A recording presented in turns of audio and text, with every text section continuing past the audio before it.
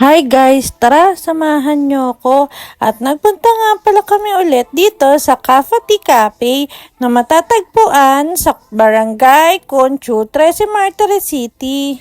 It's our third time nga na makabisit dito dahil super aesthetic nga ng place ay talaga naman binalik-balikan namin. Marami pa ring tao nung nag-dine in kami. Kahit gabi na nga ay puno pa rin ang cafe na ito. After namin umorder ay nagpictorial na nga muna kami dahil bet na bet ko nga magpa-picture dito. Napakaganda naman kasi talaga ng mga background nila. Sadyang nakaka-relax naman talaga kapag tumambay ka at nag-food trip dito sa ganito kagandang cafe. At syempre hindi pa nga nagpakabog pati na rin sa labas ay nagpictorial na nga rin sila.